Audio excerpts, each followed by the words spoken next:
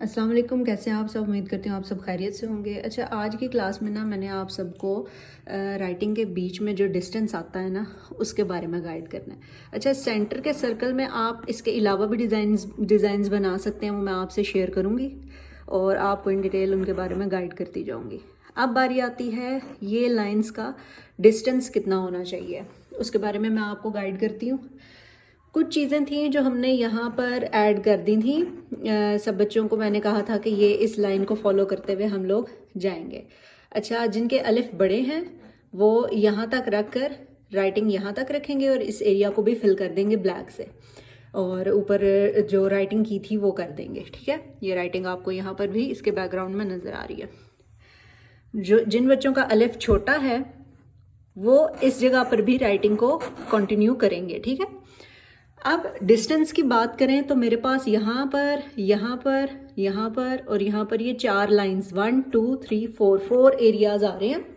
Centre के circle को छोड़ के 4 एरियाज आ रहे हैं और इन चारों के चारों में मैंने डिफरेंट जो है वो अपना डिस्टेंस रखा है। फिर एक और चीज़ क्या आ रही है, डिज़ाइंस किस तरह, मैं डिस्टेंस भी आपको बता देती हूँ किस तरह मेंटेन करना है। फिर बारी आती है, मैं सिर्फ इतना अगर दिखाऊं तो writing design, writing design, writing design, writing. ठीक है, आप लोग बड़ा डिज़ाइन बनाना चाहते हो तो ये यहाँ पर भी डिफरेंट डिज़ाइंस होते हैं, वो भी मैं आपको बताऊंगी कौन कौन से डिज़ाइंस बना सकते हैं। उससे पहले सिर्फ आप लोगों ने डिज़ाइन जो भी सिलेक्ट करना है उस हिसाब से डिस्टेंस को मेंटेन करना है। ठीक है, लेट सपोज आपने सिर्फ ये काम करना है सारी साइड्स पे, तो आप सिर्फ इतनी सी जगह छोड़ेंगे 1.5 सेंटीमीटर की और बाकी आप राइटिंग करेंगे। ठीक है, ये भी कर सकते हैं। फिर आप क्या कर सकते हैं, आप 1 सेंटीमीटर या 1.5 सेंटीमीटर के एरिया को कलर के लिए छोड़ के बाकी एरिया में राइटिंग कर सकते हैं। अब जब ये राइटिंग आ रही थी ना, इस राइटिंग के बिल्कुल साथ ही मैंने ये फिल नहीं किया। ठीक है, ये एरिया बिल्कुल साथ ही मैंने फिल नहीं कर दिया, यहाँ पर मैंने थोड़ी सी स्पेस छोड़ी है। यहाँ पर और यहाँ पर बिल्कुल मामूली सी स्पेस, वो आप कलर फिल करते हुए भी छोड़ सकते हैं। और यहाँ पर भी इसी तरीके से हम डिफरेंट स्पेसेस छोड़ते हैं। अब अगर यहाँ पर नहीं छोड़ी, उसका रीज़न ये है कि मेरे पास सिर्फ राइटिंग और डिज़ाइन थोड़ा सा आ रहा था, तो अगर मैं इसमें ये कलर कर देती हूँ तो फिर वो इतना ज़्यादा प्रोमिनेंट नहीं होता, बल्कि यहाँ पर मोटा डिज़ाइन, यहाँ पर मोटा कॉपर कलर, यहाँ पर अगर मैं अगेन मोटा ही कर देती तो वो मेरी पेंटिंग बैलेंस में नहीं रहनी थी, इसलिए यहाँ पर मैंने बारीक कर दिया। बिल्कुल आउटर लाइन जो है मेरी, वहाँ पर मैंने कोई कॉपर या गोल्डन कुछ भी नहीं किया, वहाँ पर मैंने जो बेस कलर था ना उसी को ही डबल कर दिया। यहाँ पर एक लाइन इधर लगा दी थी, एक लाइन ये लगा दी है, ये मेरा बेस कलर ही मुझे प्रोमिनेंट हो रहा है यहाँ पे।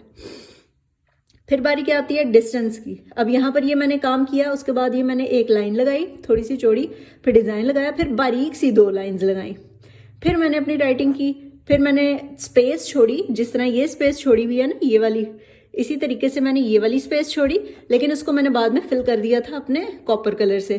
फिर राइटिंग की, थोड़ी सी स्पेस छोड़ी, राइटिंग की। ये आपकी अपनी चॉइस, अपनी मर्जी होती है आप कितना काम करना चाहते हो। फिर बारी आती है डिस्टेंस की। इधर मैंने जो डिस्टेंस रखा है वो है मेरा, इस लाइन से लेके इस लाइन तक मेरा डिस्टेंस आ रहा है 4 सेंटीमीटर का। ठीक है, 4 सेंटीमीटर का डिस्टेंस है और मैंने काम मार्कर की टिप से किया हुआ है। राउंड मार्कर की टिप ले लें या कट मार्कर की टिप से काम किया हुआ। ठीक है, जहाँ पर मुझे चौड़ा चौड़ा रखने की ज़रूरत थी वहाँ पर मैंने उसी को ही जो है ना मार्कर को ही राइटिंग के हिसाब से चौड़ा कर दिया। फिर बारी आती है इस राइटिंग की, तो इस राइटिंग की स्पेस मैंने 5.5 सेंटीमीटर की रखी हुई है। ठीक है, तो 5.5 सेंटीमीटर की रखते हुए मैंने जो मेरा डॉलर का मार्कर होता है, पियानो या डॉलर का मार्कर, उसी के कट के हिसाब से मैंने सारी राइटिंग की है। ठीक है, कट मार्कर के साथ।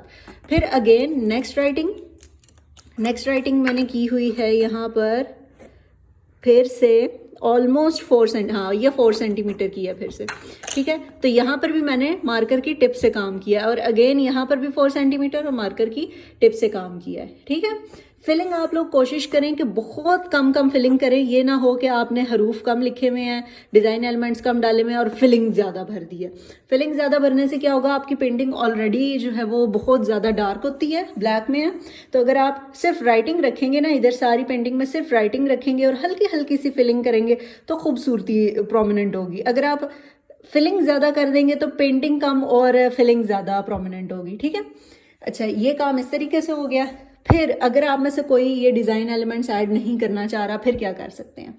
फिर आप सिंपल लाइंस लगाते जाएं और उन लाइंस के बीच में जो है डिस्टेंस बिल्कुल ना छोड़ें, राइटिंग करते जाएं। लेकिन एक राइटिंग से जब लेट्स सपोज के इसके बिल्कुल साथ ही ये राइटिंग इसके ऊपर आ रही है, तो हम सबसे बैक ये सर्कल लगाया, सर्कल की बैक साइड पे यहाँ पर शेडिंग कर देंगे, ठीक है। यहाँ पर शेडिंग की, फिर ये वाली राइटिंग की, फिर यहाँ पर शेडिंग कर दी, फिर ये राइटिंग की, फिर यहाँ पर शेडिंग कर दी। यानी ये राइटिंग ऊपर प्रोमिनेंट होती जाएगी और बाकी सारी राइटिंग्स नीचे की तरफ जाती जाएंगी, ठीक है।